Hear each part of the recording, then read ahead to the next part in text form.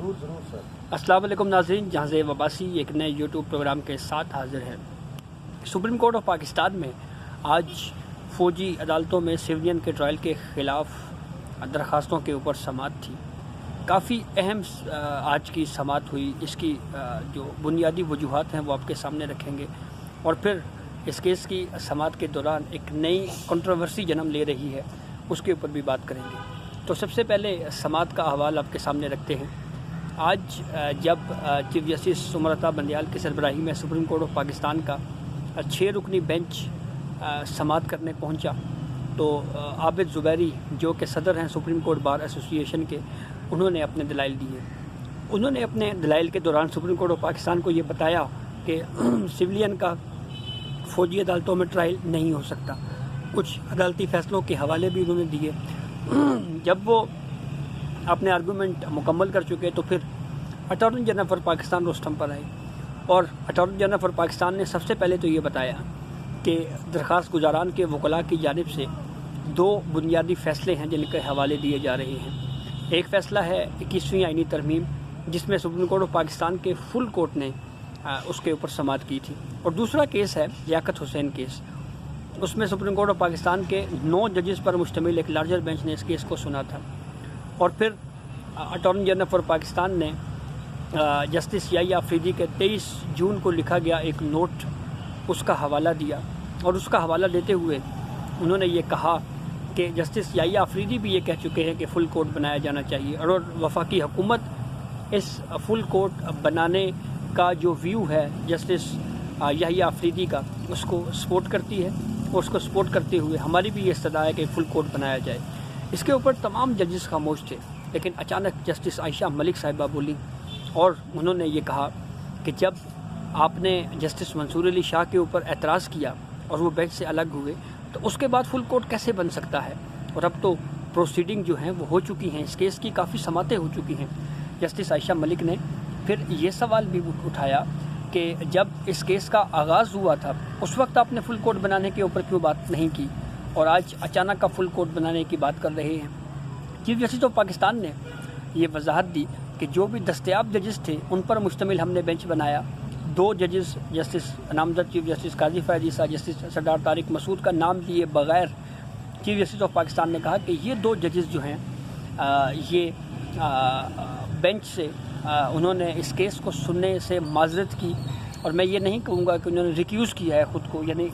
Case سننے سے انکار کیا ہے، بلکہ انہوں نے جو ہے وہ اپنی وجوہات بتائی ہیں۔ پھر اس کے بعد جسٹس منصور علی شاہ کا حوالہ دیتے ہوئے چیف جسٹس آف پاکستان نے کہا کہ جسٹس منصور علی شاہ کے اوپر اعتراض کیا گیا، حالانکہ پہلے اعتراض نہیں کیا گیا تھا، 3 سماعتوں کے بعد اعتراض اٹھایا گیا، اور پھر وہ بینچ سے الگ ہو گئے، اور جسٹس منصور علی شاہ کے اوپر اعتراض کرنا میرے لیے بڑا حیران کن تھا۔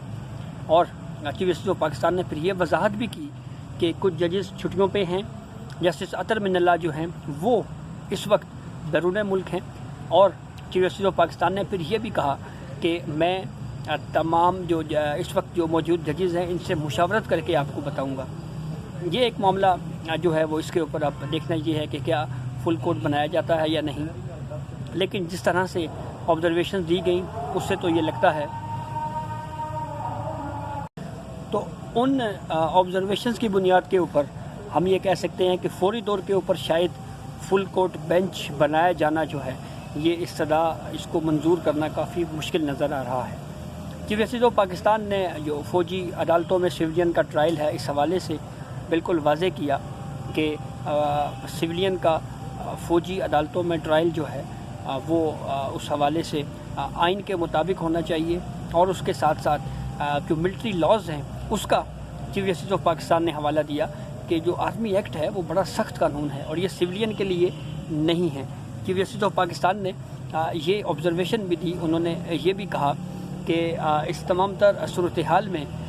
ہم جو ہے وہ اٹارنی جنرل فار پاکستان کو مکمل موقع دیں گے کہ وہ اپنے دلائل جو ہیں وہ مکمل کر سکیں، اور پھر اس کے بعد جو ہے وہ ڈیسائیڈ کریں گے۔ اگلے 2 دن بہت اہم ہیں اس معاملے کے اوپر، کیونکہ آئندہ 2 دن مزید اس کیس کے اوپر سماعت ہونی ہے۔ تو اب دیکھنا یہ ہے کہ یہ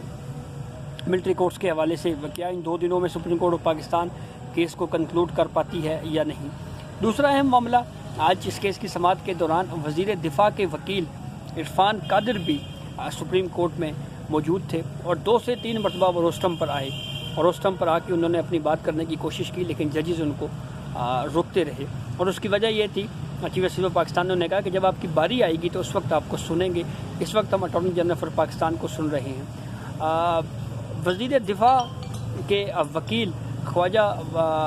محمد آصف جو کہ وزیر دفاع ہیں، ان کے وکیل عرفان قادر کی جانب سے سپریم کورٹ آف پاکستان میں یہ موقف اختیار کیا گیا کہ میں نے اپنے دلائل میں چیف جسٹس آف پاکستان اور 2 سینئر ججز یعنی جسٹس اعجاز الاحسن اور جسٹس منیب اختر ان کے اوپر اعتراض سے متعلق میں نے دلائل دینے ہیں۔ تو اس سے یوں لگتا ہے کہ جیسے وزارت دفاع اب اور چیف جسٹس آف پاکستان آمنے سامنے ہیں، یا اب اس معاملے کے اوپر جو ہے وہ آرگیومنٹس سنے جائیں گے اور وزارت دفاع کیا اعتراض کرتی ہے چیف جسٹس آف پاکستان کے اوپر، اور جو دیگر 2 سینئر ججز جو اس بینچ پہ موجود ہیں جسٹس اعجاز الاحسن اور جسٹس منیب اختر کے اوپر کیا اعتراضات اٹھائے جاتے ہیں،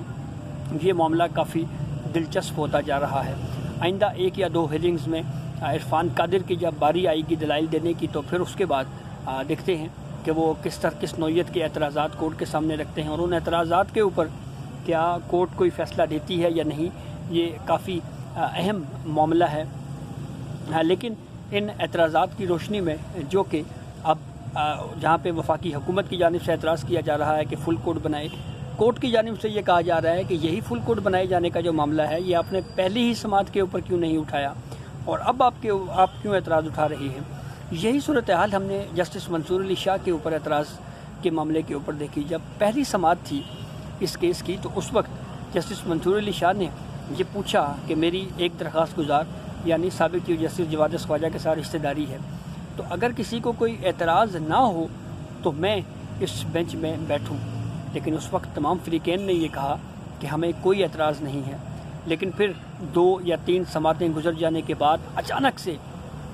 یہ اعتراض اٹھایا گیا وفاقی حکومت کی جانب سے اٹارنی جنرل کے ذریعے کہ منصور علی شاہ اس کیس میں نہ بیٹھیں، اور پھر جسٹس منصور علی شاہ اس کیس سے الگ ہو گئے۔ اب چیف جسٹس آف پاکستان نے آج یہ آبزرویشنز بھی دی ہے کہ ہمیں خوشی ہے کہ فوجی عدالتوں میں جو سویلینز ہیں اس وقت زیر حراست ہیں ان کی ملاقات کروائی گئی ہے اہل خانہ سے، اور جب تک یہ مقدمہ سپریم کورٹ میں زیر سماعت ہے اس وقت تک جو سہولیات ایک سویلینز کو سویلین تحویل میں حاصل ہوتے ہیں وہی سہولیات ان کو فراہم کی جائیں۔ یہ بڑی ایک اہم آبزرویشن دی گئی ہے، اور کیا یہ آبزرویشن صرف انہی